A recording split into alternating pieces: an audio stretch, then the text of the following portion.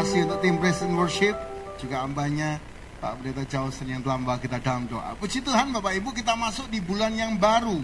Ya, di bulan ini kita membahas mengenai sebab Dia hidup.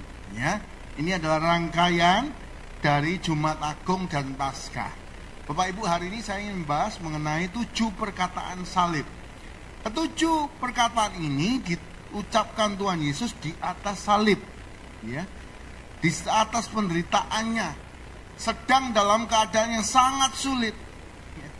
Dipasang mahkota duri, Bapak Ibu, durinya bukan kecil-kecil ya. Kalau di Israel itu durinya 12 inci. 12 inci, ditaruh di atas kepala, lalu dipukul ya, supaya masuk kan. Dalam kondisi dicambuk, rupanya nggak kelihatan seperti manusia lagi. Dia mengatakan perkataan ini. Ya, Pak Ibu Saudara, kita mau belajar seperti Kristus. Dalam keadaan apapun, ayo kita tetap jadi berkat. Perkataan-perkataan ini menunjukkan bahwa Tuhan tetap menjadi berkat. Ya, Pak Ibu Saudara, saya akan bagi ya. Tadi pagi kita bahas perkataan pertama dan kedua. Hari ini kita bahas perkataan ketiga dan 4. Ya, begitu seterusnya sampai nanti ibadat 3, 5, 6 dan nanti sore. Ya, jadi Bapak Ibu yang ingin mendengarkan lengkap bisa lihat di YouTube ya sesi-sesi kita. Pak Ibu Saudara, ayo kita buka sama-sama, kita belajar yang ketiga. Apa yang Tuhan Yesus katakan? Ya, kita belajar sama-sama, kita buka dalam Yohanes 19 ayat 26 dan 27. Ya. Yohanes 19 ayat 26 dan 27. Mari kita baca bersama-sama. Ya. 1, 2, 3. Ketika Yesus melihat ibunya dan murid yang dikasihinya di sampingnya, berkatalah ia kepada ibunya, "Ibu, inilah anakmu." 27. Kemudian katanya kepada murid-muridnya, "Inilah ibumu." Dan sejak saat itu muridnya itu menerima dia di dalam rumahnya. Amin. Bapak Ibu Saudara, di dalam tekanan tetap membawa damai. Bapak Ibu Saudara, dalam tekanan Tuhan Yesus menyatukan antara ibunya dan muridnya yang dikasihi. Siapa murid dikasihi Bapak Ibu Saudara? Yohanes ya. Jadi Rasul Yohanes itu menulis, kalau nulis namanya sendiri bukan Yohanes. Kalau dia catat namanya sendiri, murid yang dikasihi. Jadi Bapak Ibu kalau baca Injil Yohanes, murid yang dikasihi itu lari. Itu berarti Rasul Yohanes. Ya. Bapak Ibu Saudara, jadi dalam tekanan tetap Tuhan itu menyatukan, bawa damai. Ayo kita sebagai orang percaya, dalam keadaan apapun, ayo kita bawa damai. Bukan bawa pedang. Banyak orang dalam tekanan itu ngamuan. Sedikit-sedikit senggol bacok. Wah, ini bahaya ya.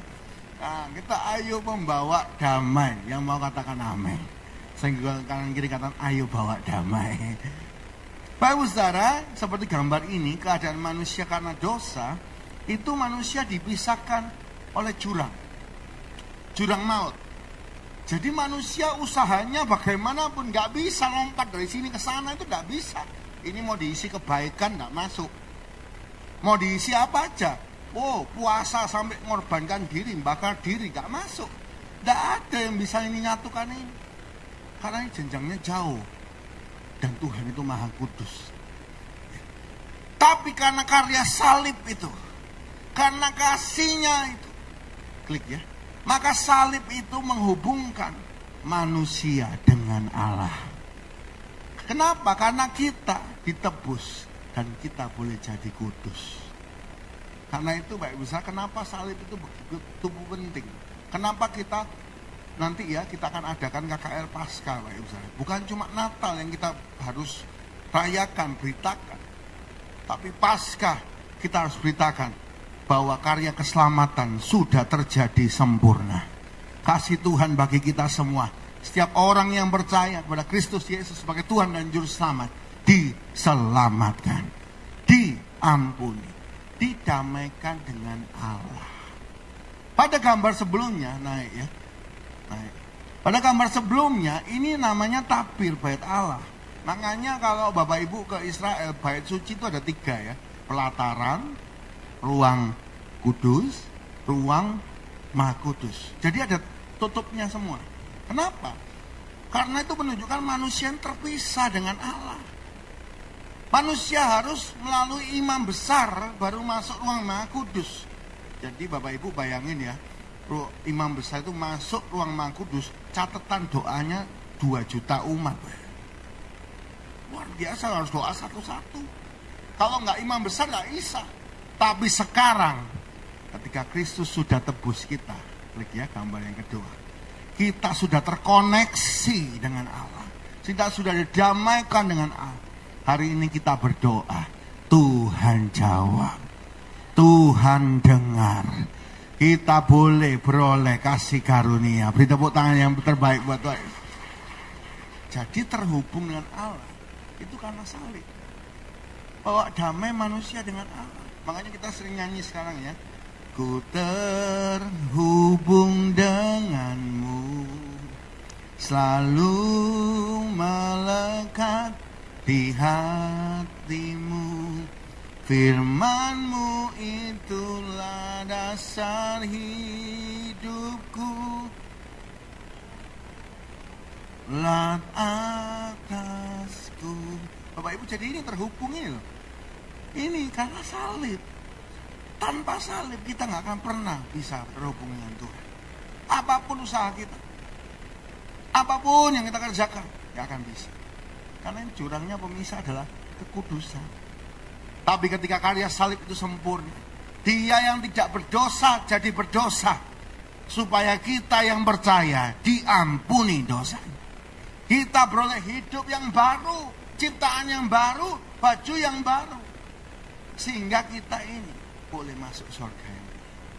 Karena itu karya Kristus itu luar biasa. Apa sama-sama luar biasa. Bapak Ibu, karena itu ya, usaha kita nggak akan pernah bisa mencapai surga. Kita berbuat baik bukan supaya selamat, tapi karena sudah selamat, karena sudah dapat anugerah, karena Tuhan sudah baik sama kita, kita jadi berkat berbuat baik. Ya, karena itu ayo kita juga menjadi pembawa damai. Klik ya. Tak bisa, karena itu ayo kita jadi orang yang memulihkan hubungan, bukan yang merusak hubungan. Ayo kita seperti Kristus yang memulihkan, jadi jembatan. Bapak Ibu, jadi jembatan itu seringkali belum tentu enak. Biasanya sing disalahkan, sing jadi jembatan. Gitu. Tapi ini Tuhan Yesus jadi jembatan tadi antara manusia dengan Allah. Ayo kita memulihkan hubungan. Hari ini bagaimana hubungan kita dengan sekitar kita? Apakah hari ini kita berjarak? Apakah hari ini kita sulit untuk bersatu? Biarlah orang percaya, orang Kristen, orang yang sudah ditebus, kita bawa damai. Teman saya, Bapak Ibu satu itu, dia cerita, bro, keluargaku itu antik. Antiknya apa? Oh iya, aku bersaudara itu 4. Tapi 1 sama 3 itu kompak, 2 sama 4 boloan. 1 kompak, 1 boloan. Apa maksudnya? Iya, kalau papa itu ngajak koko pertama pergi 1, yang datang itu cuma 1 sama 3, 2 sama 4 nggak mau datang. Kalau ngajak pergi 2, berarti yang datang yang mana Pak? 2 dan 4, 1, 2, 1, 3 nggak mau datang. Sampai segitunya, iya. Kadang itu kita mudah terpecah belah. Pak Saudara, Kristus itu memberi contoh. Apa yang terpecah belah disatukan, jadi jembatan. Ya. Ayo kita membawa damai. Kita baca 1 ayat ya. Saya minta tolong ya multimedia. Saudara Niko tadi saya sudah kirim, mohon bantuannya. Roma 12. Roma 12 ayat 17 sampai 19 ya. Kita baca sama-sama. Roma 12, 17, 19. 1, 2, 3. Janganlah membalas kejahatan dengan kejahatan. Lakukanlah apa yang baik bagi semua orang. 18. Sedapat-dapatnya. Kalau hal itu bergantung padamu, hiduplah dalam perdamaian dengan semua orang. 19. Saudara-saudaraku yang kasih, janganlah kamu sendiri menuntut pembalasan, tetapi berilah tempat kepada murka Allah. Sebab ada tertulis, pembalasan itu hakku, akulah yang akan menuntut pembalasan. Firman Tuhan. Amin. Amin. Baik saudara, jadi sedapat-dapatnya kalau perdamaian itu di tangan kita. Kita harus bawa damai. Ya. Apalagi kalau di tangan kita. Ayo baik saudara, kita bawa damai. Yang mau katakan amin. Ya, ada teman saya namanya lucu-lucu baik saudara, teman saya ya. Salah satunya namanya suka damai. Tapi gegeran terus. Mau damai itu bukan berarti kita itu langsung bisa. Tapi ketika Roh Kudus itu memenuhi hati kita. Teman saya suka damai akhirnya berubah dari ngamukan sekarang baik. Damai itu biar turun, kita bawa damai. Bila saat pulang kita di rumah, kita bawa damai. Ya. Ayo baik saudara, kita jadi pembawa damai. Ketika Pontius Pilatus dan Herodes itu saling menghargai kirim Tuhan Yesus, mereka jadi sahabat damai. Dulu sebelumnya nggak mau nyopo, Herodes sama Pilatus nggak mau nyapa. Tapi begitu karya Kristus ada, dialah sang Raja Damai, pembawa damai. Ayo kita semua damai. Yang mau katakan amin. Beri salam kanan kiri, ayo kita bawa damai. Kita beri tepuk tangan yang terbaik buat Tuhan Yesus ya. Sedapat-dapatnya kalau itu bergantung sama kita bawa damai. Ya, jadi kadang kita nggak bisa. Kadang karena keadaan kita nggak bisa melakukan apa-apa. Nggak apa-apa. Tapi kalau bagian kita, ayo kita bawa damai. Seperti Kristus di atas kayu salib, menyatu. Yang kedua Bapak Ibu, yang terakhir ya. Ya, jadi 3 dan 4. Yang keempat, perkataan Kristus di atas kayu salib itu apa? Kita baca Yohanes 19 ayat 28. Jadi ini di Yohanes 19 semua Bapak Ibu ya. Yohanes 19 ayat 28. Kita baca sama-sama. 1, 2, 3. Sesudah itu, karena Yesus tahu bahwa segala sesuatu telah selesai, berkatalah ia, supaya genaplah yang ada ditulis dalam kitab suci, aku haus. Bapak Ibu, dalam tekanan tetap menguasai diri. Ya, walaupun haus, walaupun disiksa, tetap menguasai diri. Tuhan Yesus bisa menguasai. Ayo kita semua pengikutnya, ayo bisa menguasai diri. Ini penting. Banyak orang jadi Kristen tapi nggak pernah menguasai diri. Semua organ-organ yang dipakai untuk kemauannya sendiri. Padahal karya Kristus itu sempurna dan Kristus menguasai diri. Ayo kita semua menguasai diri. Klik ya, saya kasih gambar ya. Bapak Ibu, 9 buah roh apa aja Bapak Ibu sana? Sama-sama kita sebut ya. Kasih, sukacita, damai sejahtera, kesabaran, kemurahan, kebaikan, kesetiaan, kelemah lembutan, dan ini paling bawah, ini paling panjang. Ini gambarnya bagus misalnya. Paling panjang, kenapa? Karena ini paling penting. Ya. Gak ada kesabaran kalau nggak bisa menguasai diri. Gak ada kesetiaan kalau nggak bisa menguasai diri. Gak mungkin setia kalau nggak bisa menguasai diri. Penguasaan diri itu begitu penting. Ayo kita belajar menguasai diri kita. Ya. Menguasai mulut kita. Bapak Ibu, tidak menguasai diri itu sama dengan mobil tanpa rem. Jadi Bapak Ibu, siapa yang mau dikasih mobil? Gak ada yang mau. Boleh angkat tangan siapa yang mau dikasih mobil? Wah, mau ya. Tapi satu syarat, tidak ada remnya. Mau nggak Pak Ustaz? Nggak boleh dipasang. Ini kan tak pasang Pak Dewa, nggak boleh ya. Nggak boleh. Mau Pak Ustaz? Enggak, ini mobil mau. Sama dengan hidup kita. Kita kalau nggak punya rem, ini tubuh mau. Ini tidak jalan kita menuju kematian. Kalau kita ngomong nggak ada remnya, kalau kita berbuat nggak ada rem, kalau ada nafsu makan tanpa rem, nggak bisa kuasai, maka kita menuju. Karena itu Amsal 16 ayat 32, ya, Amsal 16 ayat 32 berkata, orang yang sabar melebihi seorang pahlawan, orang yang menguasai dirinya melebihi orang yang merebut kota. Jadi hari ini menguasai diri itu begitu penting. Ya. Ayo kuasai diri, kuasai mata, kuasai fisik kita. Ya. Kalau bicara hati-hati, kalau bertindak hati-hati, kalau emosi hati-hati. Wah, ini penting ya, saudara ya. Ayo kuasai diri. Senggolkan kiri kata, ayo kuasai diri. Amsal 25:28. Amsal 25 ayat 28. Sama-sama kita baca ya. 1, 2, 3. Orang yang tidak dapat mengendalikan dirinya adalah seperti kota yang roboh tembok. Jadi kota pagernya runtuh semua. Jadi musuh itu mau nyerang dari depan, belakang, kanan, kiri bisa. Orang nggak bisa menguasai diri, itu sangat gampang jatuh. Ayo Bapak Ibu kita kuasai dari pikiran. Ayo kita kuasai pikiran kita. Pikiran yang baik, yang mulia, yang indah, yang sedap didengar, itu yang kita pikirkan. Ayo berhenti pikiran negatif. Kalau kita ini nggak berhenti pikiran negatif, negatif terus hidup kita.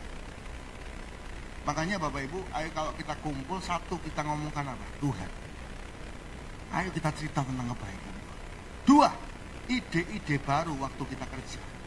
Bapak Ibu, ayo kita ngomongkan ide. Oh, ada cara baru gini dan gitu. Jangan ngomongkan orang, karena nggak dapat apa-apa. Cuma dapat bahan untuk dibagi, ditukarkan yang lain. Oh, tahu nggak kamu taci itu? Wah ya.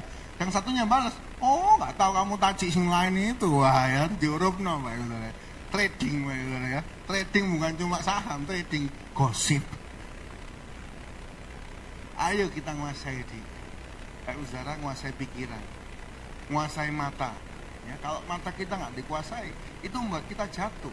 Daud itu nggak sengaja lihat Batsyeba, itu nggak apa-apa Pak. Karena dia nggak salah. Dong ada orang mandi nggak ditutup, dia nggak salah Pak. Sampai situ dia nggak salah. Tapi begitu dia lanjutkan, itu salahnya dia.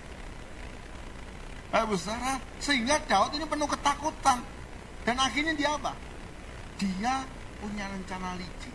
Nah ini Tuhan benci, Tuhan marah sama Daud karena rencana liciknya ini.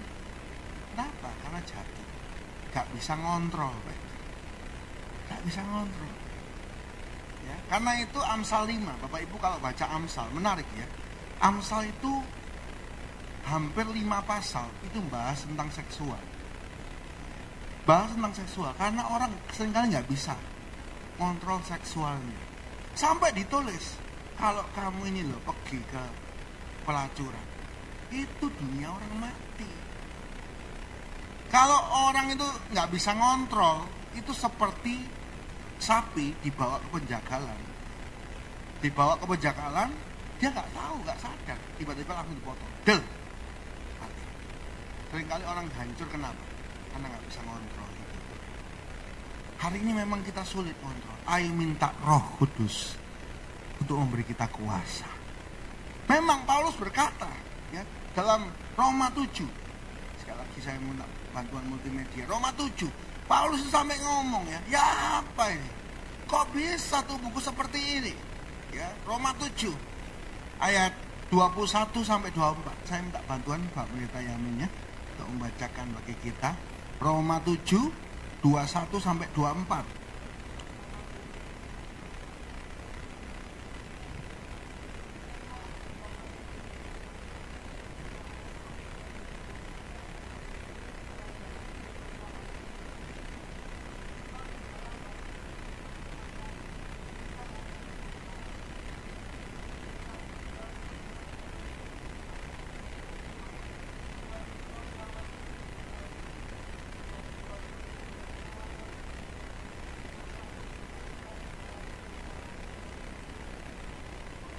Ya.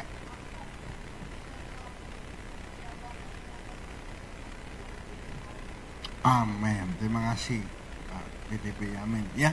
Jadi Bapak Ibu, kalau tubuh kita sendiri itu tubuh maut, mesti maunya itu yang nggak baik. Pikiran kita maunya baik, hati kita, fisik kita nggak mau yang baik. Karena itu seringkali kita ini punya kemauan nafsu yang nggak bisa dikontrol. Kapan kita bisa kontrol? Kalau kita penuh Roh Kudus. Kalau kita penuh Roh Kudus, kedagingan kita mengejar. maka kita bisa ngontrol. Begitu mau ngamuk, kadang orang marah itu gak bisa dikontrol. Begitu mau marah, Roh Kudus ingatkan, berhenti marah. Kita cool down. Begitu mau jatuh, wah kesempatan pergi, ya, gak ada istri, wah tepaan.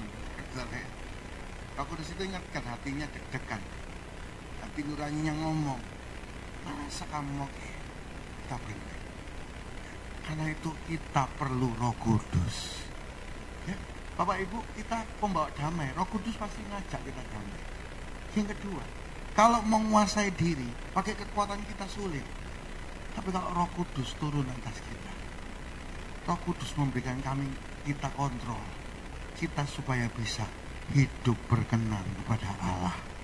Ya ini loh ayatnya. Jadi kalau tubuh kita cuma ngikuti kedagingan, kita cuma makan yang daging-daging aja. Bukan all you can eat maksudnya Pak Ustaz. Oh Pak, kalau all you can eat boleh, silakan. Cuma jasmaninya aja yang dikasih makan, rohaninya enggak. Pasti kita nggak bisa kontrol. Pasti. Karena kita nggak ada firman. Tapi kalau kita kasih makan rohani kita banyak dengarkan firman. Kita suka bersekutu menyembah Tuhan. Bapak Ibu, kalau kita banyak berdoa, kita berhenti berdosa. Tapi kalau kita banyak berdosa, kita berhenti berdoa. Itu gak bisa jadi satu. Wah doa, mau maling doa disik. Tuhan berkati lancar malingku, gak bisa Pak.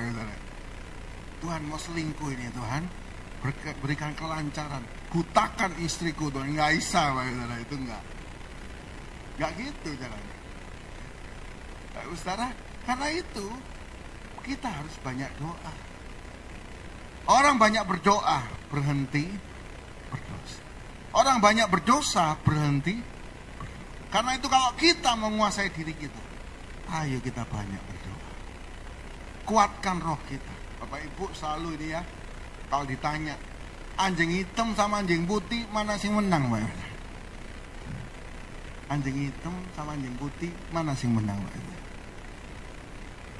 Ya. Ada yang ngomong hitam soalnya garang, putih soalnya api. Jadi menang yang mana Pak? Yang dikasih makan paling banyak. Coba gede hitam gak dikasih makan 3 hari. Lemes terus kejat-kejat, putih baru datang terus mati. Iya kan? Mana yang dikasih makan? Kalau roh kita dikasih makan, roh itu bisa menguasai kedagingan.